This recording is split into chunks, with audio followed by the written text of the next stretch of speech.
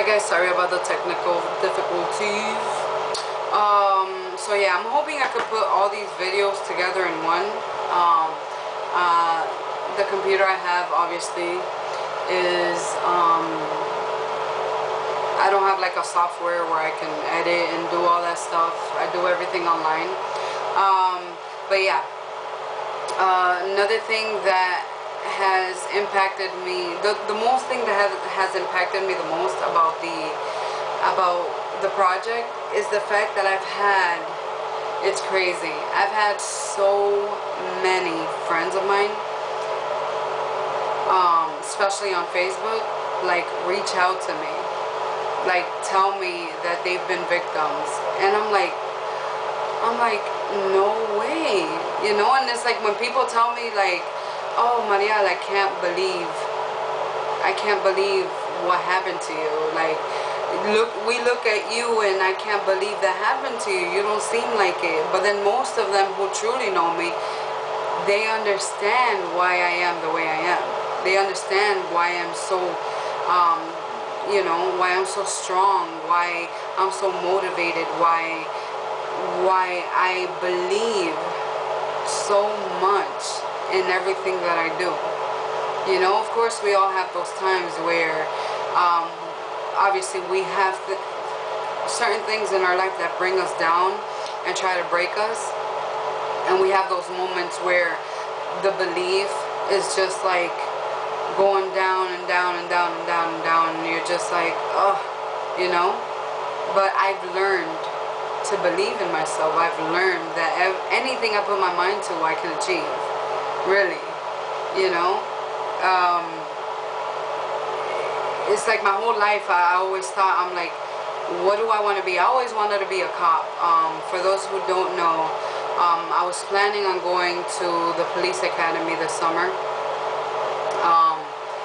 It all depends on where the project goes, but seeing what I'm doing and how it's affecting people, I've finally realized that that main reason why I wanted to be a cop is because I wanted to help people. I wanted to save people.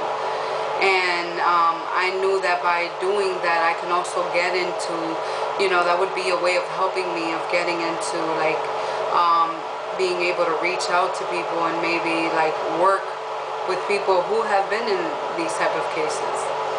So when like realizing all these things has made me realize that there's nothing more that I would love to do than to be a motivational speaker, you know, to give advice, to help out. Because like I said, I don't believe in psychologists. I really don't. I really don't. There's no more greater help than the advice or the help of somebody who's been through it, you know. And obviously by me doing this project is one of my ways of helping, you know, one of my ways of helping people realize that the more that they speak, the more that they can stop this from happening. Because it's such, like I said, it's such a common thing, you know. Like I said, in all nationalities. I used to just think it's in, you know, in Hispanics and African Americans. It's not. It's in all ethnicities where this keeps happening, just because you don't let your children know at such a young age that it's not okay. You don't let them know that they have to, you know, that they have to tell you when something like this happens, you know. So it has impacted me so much that so many of my friends have come out to me and they're like, yo Mariel, I can't believe you had the guts to do what you did, you know. And it's like I told them, one of the main reasons that gave me that guts, that courage, as I call it, is the fact that it made me realize that I'm not their only victim. I'm really not. I was never their only victim.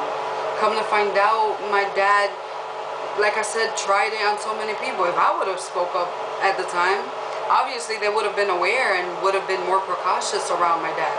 If I would have spoke up about my brother, I don't know who else my brother could have done it to. The only thing that I saw with my own eyes was my brother molesting my little cousin. And, you know, made me realize that I'm like, damn, if I would have told her, if I would have told, I don't care if my mom wouldn't have helped me. If I would have told her, she would have told him and like brought it to his attention that it wasn't right, you know? Maybe he maybe just didn't know better. I don't know what the excuse is, because I really consider it an excuse. But it's just, honestly, it's just straight up crazy, you know. But yeah, mi gente, I'm gonna keep hitting this thing hard. I'm sorry to tell you guys like my life story, but I want you guys and obviously my family members to understand where I'm coming from, because most of them are looking at me like, damn, what are you doing to our family, you know? It doesn't really matter. Your kids are safe. That's all that you should really be worried about. Not worried about me or what I'm doing. It's your kids. Obviously, you guys saw that I posted a video about my daughter. That's my baby girl. That's my baby girl. Of course, obviously, ain't no way in hell I'm gonna allow something to happen to her. And she's very aware of it, as you can see. And it's funny because the first thing that happened right after I posted it, which is why I'm thinking about deleting even more family members off of my Facebook. Don't take it personal, like I said. Is the fact that as soon as I posted that, they went on and called my baby daddy and told him, you know, and told him about the video, like about my daughter. And do you guys want to know what he told me? He's like, oh no, listen, they told me about the video, you know, I just want you to know that I agree. So whoever told him, thank you very much, reporter.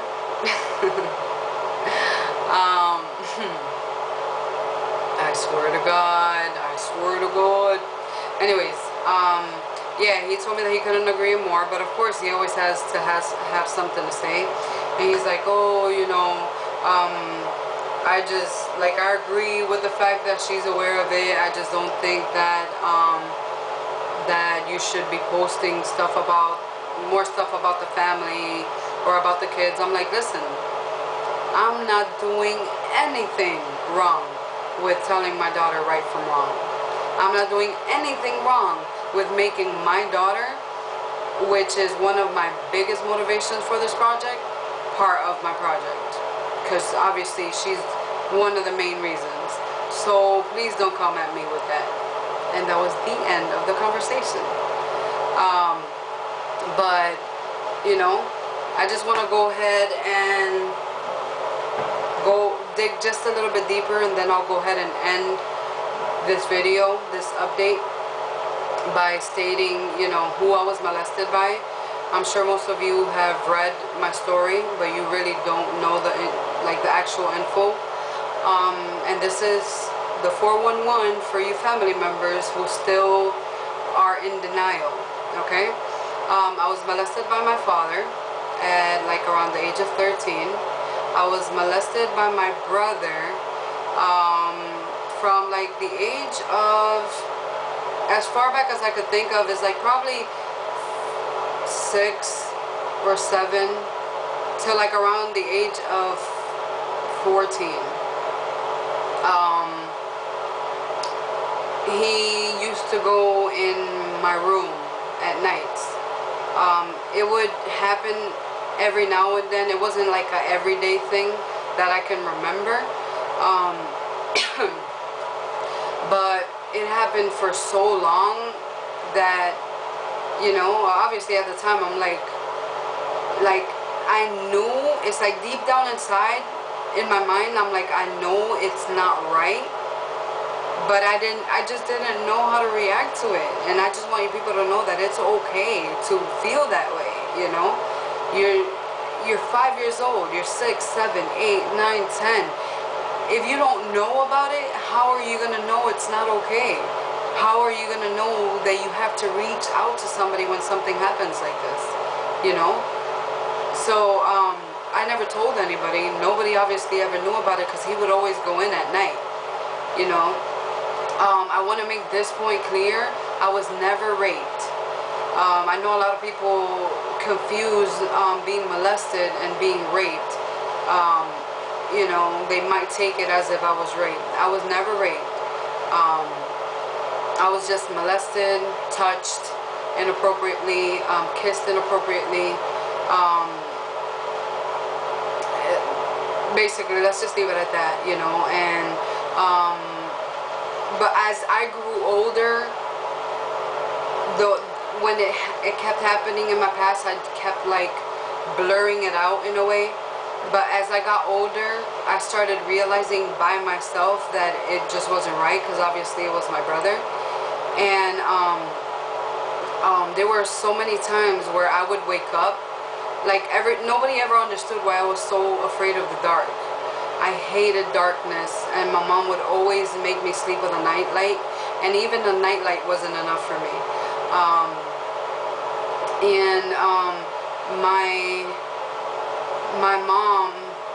My brother would go in at nights, and there were so many times where I would, hold on, let me check the time, guys. There were so many times where I would wake up and he's like pulling my sheets, and I'd wake up and I'll be like hello, like what are you doing, you know? And he'll just turn pale every time. I could never forget his face. He'll just turn pale because he'll be so surprised that I caught him, what you would say, in action. And he'd just leave. He wouldn't say a word. He would just leave, you know. Yeah. So is that my camera's about to die, so I'm trying to finish this one. So yeah, another person who molested me was my cousin, Jose. Obviously, you family members know who that is. And that's another person who molested me and also molested a cousin that I have in Dominican Republic. I'm not sure if she knows that I'm aware of that, but that's another thing. If I would have spoke up, he molested me like when I was like 7. When if I would have spoke up at that time, I could have prevented probably. Actually, no, she's older, so if she would have spoke up, it would have helped me to be aware, you know, that I had to be careful with that cousin, you know. But she never did. And actually, my family, her dad almost killed him, but they kept that on the low key. Like, obviously they didn't speak. They don't talk about these things. They're so scared about messing up family and not thinking that their their biggest priority should be family. The ones that are normal and are not, you know, freaking crazy should be the ones that they should be protecting, not what anybody thinks or says, you know. He molested me like when I was like around 7 or 8, and I told him that if he didn't let me go, that I would scream for help. So he let me go. And then I didn't see him for a couple of years, but then this was in Miami. Then when I moved to Massachusetts, he came back, and I was like 13 or 14 around that time. And he came to try to like touch me, and he actually grabbed my butt. And I grabbed his hand, and this was the first time that I ever took action. I grabbed his hand, and I grabbed his hand with one hand, and with the other hand I slapped the shiznits out of this guy. And I told him that if he ever laid his hand on me, I would chop his hand off. And my cousin literally had like probably 2 days that he, you know, had moved to Lawrence. And then like if you guys think back, the guy ended up moving back to Miami probably like a couple of days later. You know, like it's like in a sense I'm like, did he come? You know, it made me think like, did he come here to hurt me again, or like with some type of intention, or what is it? You know, I couldn't get it at the time. I really don't care. I got my point across. And then of course the first time that I was ever molested was by my grandfather's sister's husband, which was when I was 5. We went over their house, we were going to the pool, and he picked me up and he put me like on a countertop in the kitchen. He said, "You want some juice?" And I was like, "Yeah, of course, whatever." He went and took me and put me on the countertop, and he like force kissed me. Keep in mind, you guys, I was 5 years old. You know, like, what am I to do at 5 years old? I didn't know what the hell was going on, but you know, I never ever forgot about that moment. I was 5. I don't remember stuff that I did back in high school, and I still remember that, you know, that thing. So I just wanted you family members to know about the other people who had molested me, just in case my other family members decided to keep it from you guys.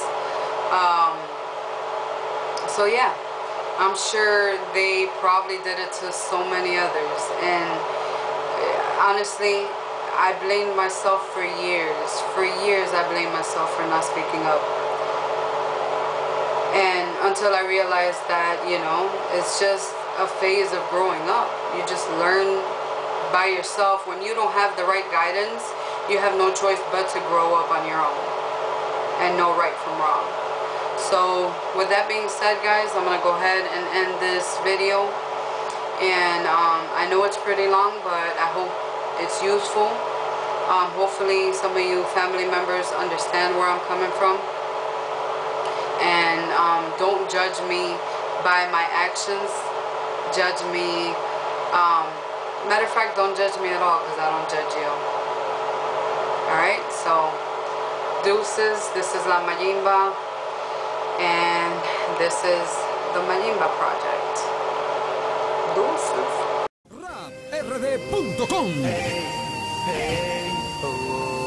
Papá Dios me dijo que en la calle hay mucha maldad, que muchos me van a subir, otros me van a bajar, que los que me rodean se van a virar, hasta matarme van a intentar. Siempre me presino cuando salgo por ahí, porque me di cuenta que es verdad que están para mí. Siempre le pido al Señor cuando salgo por ahí que me proteja, porque están para mí. Ahora soy un difunto, un muerto que canta. Soy un fantasma que cuando cae solo se levanta. Muchos quieren matarme, mangar mi cuerpo pa'l hueco. Nadie me dio comida cuando en mi barriga tenía ese eco. Dando vergüenza en la calle, con los labios secos. Yo cogí mucha luz, de todo lo que tengo me lo merezco. ¡Secreto! Yo me lo merezco. DJ Sammy, Balas Music. Están esperando que me quite el chaleco pa' darme plomo. Me tienen envidia, tú eso es palomo. Están esperando que me quite el chaleco pa' darme plomo.